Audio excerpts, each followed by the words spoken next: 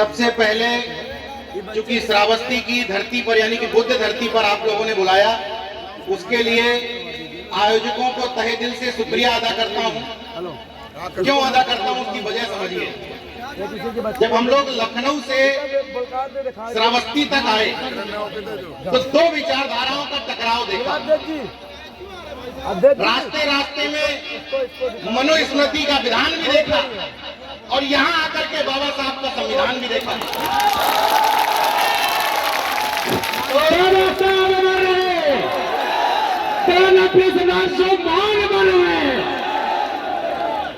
इसमें लिखा हुआ है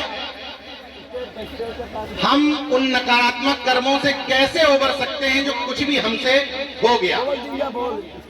और तथागत बुद्ध, सम्राट अशोक, छत्रपति साहू जी महाराज, बाबा साहब ना होते तो मानव समाज की वर्तमान स्थिति क्या होती, ये लिखा हुआ आज के कार्यक्रम में। आप समझना चाहते हैं क्या होती? मुझसे पहले जो भाई बोल रहे थे हमारे मौर्य जी, एक स्थिति तो उन्होंने बता दी कि फतेहपुर वाली कि ये होती। दूसरी मौजूदा स्थिति देखो कि अगर ये ना होते तो वही स्थिति होती जो आज भारतीय जनता पार्टी के एक विधायक के साथ लखीमपुर में हो रही है।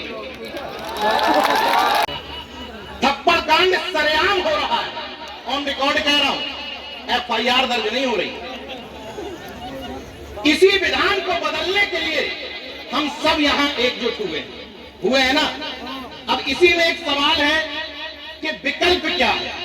एक सवाल दिया कार्यक्रम आयोजकों ने कि विकल्प क्या है। आपके सामने दो तरह के विकल्प हैं। एक विकल्प वो है जो हमें रास्ते रास्ते में मिला। दूसरा एक विकल्प ये है जो 31 सालों से रक्षा राम मौर्य जी जैसे लोगों ने आपको दिया है, बौद्ध धर्म विजयदशमी दिवस के रूप में। मैं हर बहुजन मंचों से एक बात कहता हूं कि तमाम मंचों से बार बार कहानियां दोहराई जाती हैं कि हमारे पीछे झाड़ू टांग दी गई थी, मटका लटका दिया गया था। मैं कहता हूं कि अपने बच्चों को, बहुजन समाज के बच्चों को इस संविधान के रहते हुए मटकी और घड़े की कहानी मत बताओ। बताना है तो सम्राट अशोक का शौर्य बताओ, बताना है तो भीमा कोरेगांव का शौर्य बताओ, और बताना है तो शिवाजी महाराज का और उदा देवी पासी का शौर्य बताओ। क्योंकि आज का बहुजन उतना भी निरी नहीं है। आज का बहुजन ये है, ये जो संविधान की ताकत पर दहाड़ के बोलता है। तो सवाल ये है कि विकल्प तो आपके सामने मौजूद हैं, लेकिन यहां जो तमाम भीड़ आई है पीछे पीछे तक, उनसे मेरा एक निवेदन है, जो लोग अशोक धर्म विजयदशमी के कार्यक्रम में आए हैं वो लोग ऐसे कथा पांडालों की जाकर के भीड़ ना बताएं जहां बताया जाता है कि साल भर बच्चे को स्कूल न भेजो, शिवलिंग में बेलपत्ती चिपका दो, बच्चा पास हो जाएगा। ये तय करके जाओ कि इस पांडाल में आए हो तो उस पांडाल में नहीं जाओगे। वो तय करें कि अगर वो विज्ञान के साथ है तो पाखंड के साथ नहीं जाएंगे, और अगर पाखंड के साथ नहीं जाएंगी तो अब से कुछ दिन बाद एक टॉपअप रिचार्ज वाला त्योहार है। टॉपअप रिचार्ज 1 साल का टॉपअप करो, पति 1 साल चलता है, फिर 1 साल टॉपअप करो, फिर 1 साल चलता है। तो अगर चंद्रशेखर भाई को नेता मानते हो और नीरज भाई पटेल को भाई मानते हो तो ये दोनों भाई बिना टॉपअप के धड़ाधड़ चल रहे हैं। तो अगर इस पांडाल में हो तो आज के बाद टॉपअप रिचार्ज करना बंद करो। क्योंकि समस्या पता कहां है? हमारे जैसे तमाम बहुजन ठेकेदार मंचों पे भाषण ठोकते हैं और घर में उन्हीं की पत्नियां मनुवाद के एजेंट बनी बैठी हैं। हम कहते हैं गोबर है, घर में समझा दिया जाता है गोबर नहीं है, वो है ऊन वाला। तो गोबर को गोबर ही रहने दो। अगर सबसे नहीं कह रहा हूं, जो इस पंडाल में सम्राट अशोक को, बाबा साहब को, तथागत को अपना मान करके आए हैं, उनसे कह रहा हूं, बाकी और किसी से नहीं कह रहा। एक बात हमेशा समझ लीजिए कि कभी किसी को गाली नहीं देनी, हमें ये चर्चा करनी ही नहीं है कि ज्ञान की देवी कौन नहीं है, नाम मत लीजिए। आपको बताना है कि हमारी ज्ञान की देवी सावित्रीबाई फुले है। कौन है कौन नहीं हमसे कोई लेना देना नहीं, लेकिन हमारी ज्ञान की देवी, उनकी विचारधारा पर अपनी विचारधारा को प्रतिस्थापित करना ही होगा। यही विकल्प है। तमाम पाखंडी विकल्प यानी कि अवास्तविक जीवन के विकल्प, तमाम कल्पनाशील विकल्पों के बीच में हमारे एक महापुरुष का विकल्प दिया गया ना कार्य के रूप में। इन्हीं विकल्पों को हमें और आगे बढ़ाना और इंकरेज करना। और मैं अगर ये मान लिया कि तथागत हमारे हैं, बाबा साहब हमारे हैं, सम्राट अशोक हमारे हैं, तो एक बात और ध्यान रखना, मैं अपने ऊपर लागू करता हूं इसलिए बोल रहा हूं। मेरे बेटे का नाम है कबीर शिवाजी, मेरे बेटे का नाम है कबीर शिवाजी, जाति और धर्म रहित है। कबीर शिवाजी तकरीबन 3.5 साल का होने को है, लेकिन इतने सालों में उसे नजर नहीं लगी। मैं इस मंच से चुनौती देता हूं कि दुनिया का कोई तांत्रिक ले आओ, मेरे बेटे को नजर लगा के दिखा दे। और 3.5 साल में न नजर बट्टू, न कजर बट्टू, न काला धागा, न लाल टीका, न हाय, न चाकू, कुछ नहीं पहने। मुझसे पहले रामेश्वर पवन जी बोल रहे थे, बड़े भाई हैं। मैं हर मंचों पर इसीलिए एक बात दोहराता हूं कि लोग भाषण से ज्यादा आपका आचरण फॉलो करते हैं। इसलिए मन से उतना ही बोलो जितना अपने जीवन में और घर में कर पाओ, और नहीं कर पाओ तो बोलना बंद कर दो। अभी तक यही होता रहा कि मंचों पर ज्ञान ठोके जाते रहे। अब जब मैं एक मिनट की घटना बताता हूं, मैं उसी समय आंदोलन चला अन्ना हजारे का, तो मेरे संपादक मुझसे बोले कि नीरज भाई आप केवल अन्ना हजारे के समर्थन में नहीं हो, बाकी पूरा देश समर्थन में है। तो मैंने अपने संपादक से पूछा कि अन्ना हजारे का एजेंडा क्या है? भ्रष्टाचार का विरोध। तो अगर पूरा देश भ्रष्टाचार के विरोध में है तो भ्रष्टाचार कर कौन रहा? गलत तो नहीं है? वैसे ही इस बहुजन पांडाल से, इस बहुजनों की भीड़ से पूछना चाहता हूं कि वास्तव में इतने लोग अम्बेडकराइट, बुद्धिस्ट और पाखंड विरोधी हैं, तो पाखंड विरोध कर कौन रहा? उन कथा पांडालों की जो हमें मूर्ख बनाते हैं, उनके पांडालों की भीड़ बढ़ा कौन रहा? इन्हीं लोगों में से बढ़ा रहे कि नहीं?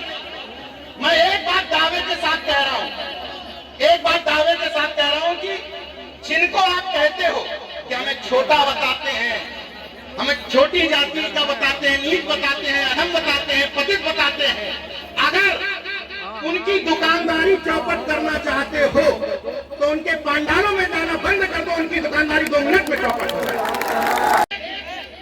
इस देश में उपभोक्ता कौन है? खरीदार कौन है? बहुजन समाज। इसी की संख्या ज्यादा है तो हर चीज का खरीदार यहां बैठा है, हर चीज का। विकल्प की बात की गई, आर्थिक विकल्प, आर्थिक विकल्प की बात की गई। ये तय कर लो, किसी के खिलाफ की बात नहीं कर रहा हूं, ये तय कर लो कि मैं आरक्षण विरोधियों की दुकान से कोई सामान नहीं खरीदूंगा। तो आपके आरक्षण के खिलाफ जो पैसा इकट्ठा करके बड़ी बड़ी बसें लगवा करके दिल्ली, मुंबई, कलकत्ता भेजी जाती हैं, उनका पैसा जाता किसकी जेब से? किसकी जेब से जाता? बहुजन समाज। यहां सब लोग बड़े सहमति से सिर हिलाएंगे, कल 4 चक्का गाड़ी घर में आएगी तो पूजन वहीं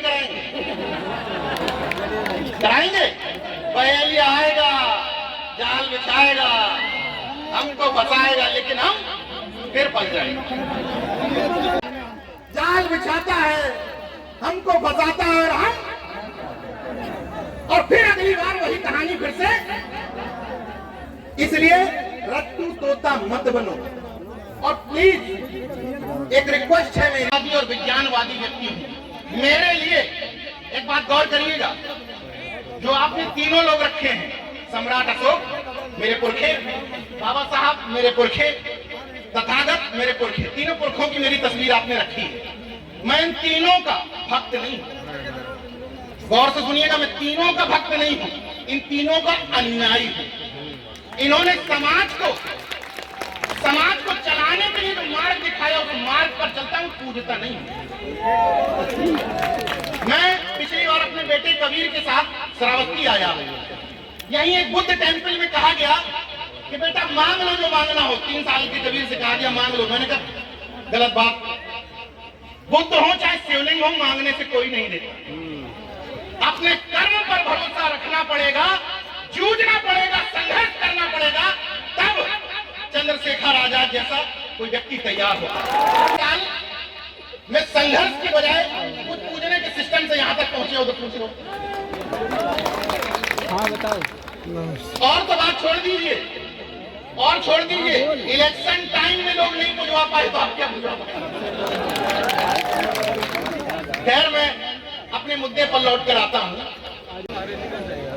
अंधविश्वास वो चीज है जिस पर सबसे जल्दी विश्वास होता है, और इस देश के लोगों को मूर्ख तो बनाया जा सकता है बहुत आसानी से, लेकिन यह समझाना उतना ही मुश्किल है कि तुम मूर्ख बना दिए गए, बन तो जाते हैं।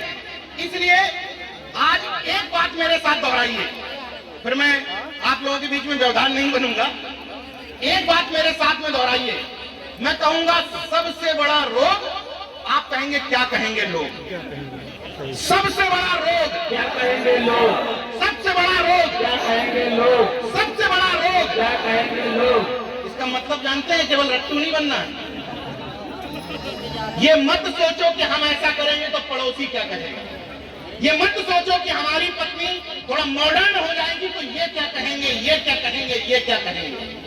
जिस दिन तुमने ये दिल से निकाल दिया कि ये क्या कहेंगे, उस दिन एक बैकवर्ड समाज का बच्चा, बहुजन समाज का बच्चा भी मेरी तरह पत्रकार बन जाए। वरना मेरे पिता भी चाहते थे कि प्राइमरी का अध्यापक बन जाऊं या चपरासी बन जाऊं, सरकारी नौकरी में किसी तरीके से सेट हो। इलाहाबाद यूनिवर्सिटी पढ़ने को भेजा, दिल्ली यूनिवर्सिटी पढ़ने को भेजा, तो कौन चाहता था कि पत्रकारिता में आ जाओ, क्योंकि पूछा जाता था पत्रकारिता में हो तो क्या पेपर बांटते हो क्या। लेकिन एक चीज बस जो थी जिसकी मैंने कभी परवाह नहीं की, कि सबसे बड़ा रोग। और अंतिम शब्दों के साथ बात खत्म करूंगा कि अगर अपने आस पड़ोस में कोई ताकतवर मजबूत शख्सियत पैदा करना चाहते हो तो तमंचे को तोप बनाना सीखो। और इसका मतलब क्या हुआ, आपके आसपास जिस लड़के को आप खलीहर कहते हो कि खाली है, कुछ नहीं करता, नेताओं के साथ फोटो खिंचाता है, अधिकारियों के चक्कर लगाता है, एप्लीकेशन ले लेकर के विभागों में जाता है, वो बहुजन मिशन के लिए फुल टाइमर है, फुल टाइमर। उस फुल टाइमर की इज्जत करना सीखो, उस फुल टाइमर को अपने बीच में महिमा मंडित करना सीखो, और बताओ कि साहब बहुत बड़ा तोप है, इसके पीछे तो पूरी जनता खड़ी। तो जो छोटी मोटी चीजों के लिए फोन करते घूमते हो ना, ये नहीं हो रहा, वो नहीं हो रहा, उस जो तमंचे को तोप बना के प्रेजेंट करोगे, उसके फोन से काम हो जाएगा। लेकिन ये कहना बंद करे, करना पड़ेगा। अच्छा, उनका बच्चा क्या करता है? अरे कुछ नहीं, ऐसे घूमता रहता है, कभी इनके साथ फोटो खिंचाता है, कभी उनके साथ मंच पे बैठ जाता है, कभी उनके साथ बैठ जाता है। जो ये फालतू का है, क्योंकि जो IIT का टॉपर है वो समाज में नजर नहीं आएगा, AC ऑफिस में बैठा हुआ नजर आएगा। जो IAS में टॉप किया है ना, वो DM बनकर के कार्यालय में बैठा होगा। जिसको फालतू व्यक्ति कह रहे हो, खलीहर कह रहे हो, वही समाज के बीच में रगड़ता है और काम करता है। इसलिए सिपाही से लेकर लेखपाल से लेकर IAS करो, एक खाली व्यक्ति है जो समाज में, उसका भी महत्व है। इसलिए ये सोचना बंद कर दीजिए कि मैं तो छोटे पद पर हूं, मैं नौकरी में हूं या नहीं हूं। अगर आप चाहते हैं, आपके अंदर इच्छा शक्ति है, तो आप भी वो कर सकते हैं जो बड़े से बड़ा पद वाला भी नहीं कर सकते। और मैं अंतिम लाइनों के साथ बात खत्म करूंगा ये कहते हुए कि अगर विकल्प को चुन लिया है तो इन्हीं विकल्पों में रहना है, भटकने की जरूरत नहीं है। यही बुद्ध का मार्ग है, क्योंकि बुद्ध को बार बार कहते हैं कि बुद्ध को सत्य की खोज हुई, सत्य की खोज हुई। बुद्ध को क्या सत्य की खोज हुई? एक चीज बुद्ध को सत्य की खोज है कि इस दुनिया में कोई ईश्वर नहीं, यही बुद्ध को सत्य की खोज है। गलत तो नहीं कह रहा हूं। तो जब बुद्ध ने माना जिसको आप जिसका अपने आप को अन्यायी कहते हो कि कोई ईश्वर नहीं है, इसलिए इन चक्करों में मत फंसिए, तर्क, विज्ञान और मानववाद के हिसाब से काम करिए। क्योंकि अगर कोई आपसे कहता है कि आप धार्मिक नहीं हैं, तो सीना तान करके कहिए कि अम्बेडकरवादी और बुद्धिस्ट से बड़ा कोई धार्मिक नहीं हो सकता। क्यों नहीं हो सकता बताइए? क्योंकि धर्म की परिभाषा ही बदल दी गई। नमक का धर्म होता है उसका कसैलापन, चीनी का धर्म होता है उसका मिठास, इंसान का धर्म होता है इंसानियत, और मानव का धर्म होता है वो हमारे अंदर है ना। तो हम आपसे बड़ा धार्मिक कौन? कोई नहीं। अभी तो परिंदे शुमार करना है, फिर हम बताएंगे कि किस किस पे वार करना है। अभी तो परिंदे शुमार करना है, फिर हम बौद्धिस्ट, अम्बेडकरवादी मिलकर बताएंगे कि किस किस पे वार करना है। बड़ा गुरूर है पाखंडियों तुझे, मगर हम सबको जिद है कि दरिया को पार।